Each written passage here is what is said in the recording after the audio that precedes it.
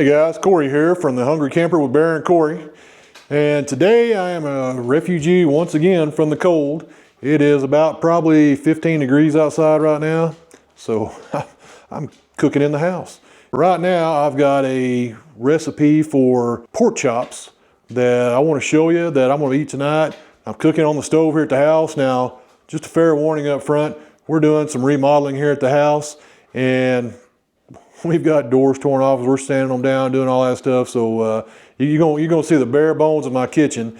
And now it's an older kitchen, so I've got a funky old brown range top. So you'll see all that stuff. Just don't make fun of me. It's getting changed, I'm telling you. Anyway, I hope you enjoy this recipe. It's great for taking it out to the camp. It's not gonna be that hard to cook on your Blackstone grill. I'm gonna cook it on the stove tonight, but you can cook it on the Blackstone just as easily. So check it out.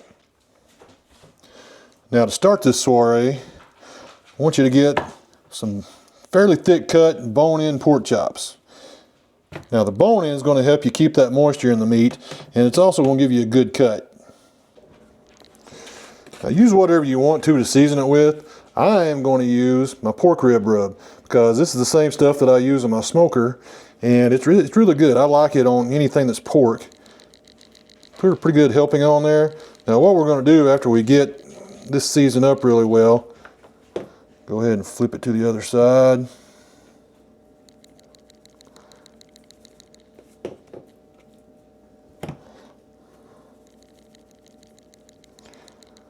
Now we're going to put it on the grill. In this case, we're going to put it in a skillet, and we're going to sear it on both sides really well. And go ahead and just start searing them. Get a good sear on both sides, and remember to get the edges also.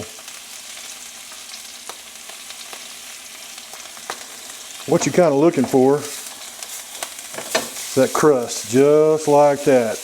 That's what it wants to look like. Yeah, nice crust. All right, so get those and then get your edges also.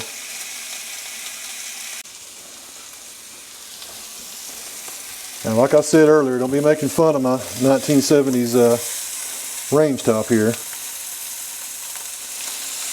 This old stove, it's doing pretty good for my family. It's almost gonna be sad to see it go, but it's way past due to have the house remodeled, especially the kitchen and the dining room. So anyway, here's what that looks like.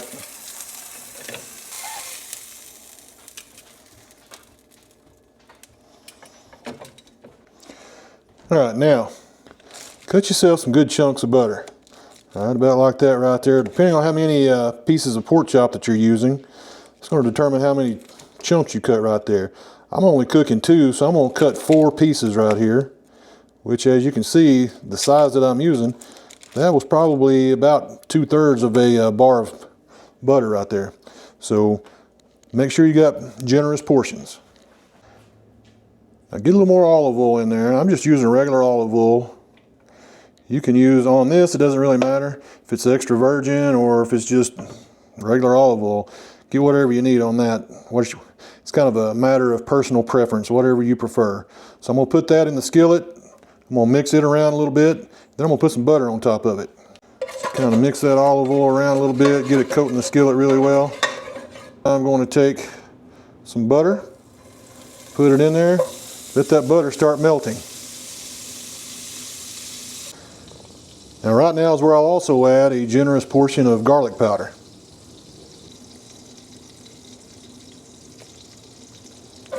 Get it mixed up.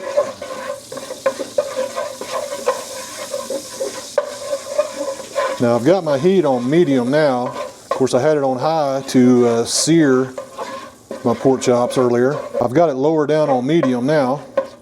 And now it's about ready to put the pork chops in the butter. All right, pork chop number 1. And pork chop number 2. Here we go. Make sure that you kind of work your butter around, get it up in there. Make sure you've got plenty of coverage on the bottom side of your pork chops. Now once I got those going, I want to go ahead and put a little more seasoning on top of it.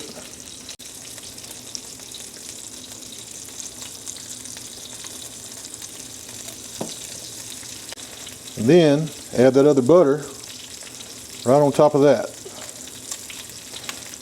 There you go. All right, give them a flip. Now I did have my heat up just a little bit too much, so you can see a little bit of charring on the outside edges, but that's all right. I didn't get them burned or anything like that. Char's flavor. You know me, I like charred. Anyway, I guarantee it's still gonna be great. Also for the side, you know, you can do whatever you want to do. I'm gonna get little cubed potatoes right here. Just threw some of my own recipe seasoning on them and let those cook. Have those with the pork chops here in a little bit. It's gonna be great. Now I'm a lots of flips kind of guy. I just flipped this again. Now one thing that I want to tell you to do is make sure that you keep it in the juices. Keep that stuff good and moist. All right, flip it around if you need to. Just make sure that you're keeping your juices up on your chops, because trust me, that juice is good stuff. I don't know about you folks, that's looking pretty good to me. You want to get it to about 145 degrees internal temperature, so we'll check it here in a second and see where it's at. Now my little manual thermometer here, don't watch the red side, watch the black side, that's where you want to be. So we're getting close. It's up there, just heading over 120 right now on that one. Let's see what the other one is.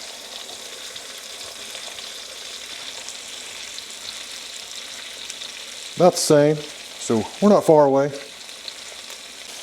Now if you're making cubed potatoes like I am, I like to start them off with my olive oil. And then about halfway through, I'm going to throw a little block of butter in there. That'll get that buttery taste. Just mix them all in real good. Make sure they all get good and buttery. All right, so the moment of truth right here. Now notice we got the brown crust on here. That's a good crust. When you use that butter and the olive oil together, that makes a great crust on it. Look at that. Look at that.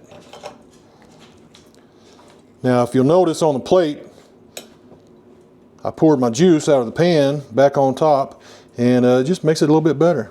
So there it is. Guys, this is the way to eat pork chops, I'm telling you. Some butter, some garlic powder, get a little olive oil on it, get you a crust. You got to sear it first, make you a crust on it, then cook it to 145 degrees. It's awesome. That's good. It's moist. It's good stuff. Got the cubed potatoes with it. Just kind of all sets it off. So, like I say, I am not at camp today, obviously, because it's really cold outside. But you can do this at camp. You can do it on your grill. Of course, the little cubed potatoes. Put your butter in there after you get them going with the olive oil a little bit. Throw you that cube of butter in there. You'll be glad that you did. Anyway, take this tip to camp. It'll be good just in camp, just like it is at the house, anywhere else that you want to eat pork chops at. It's a great recipe, and it's something that you want to eat all the time. So check it out. Be sure to comment, like, and subscribe. Hit the alerts button so you know when we get new content out. So stay tuned and see what's happening next on Hungry Camper.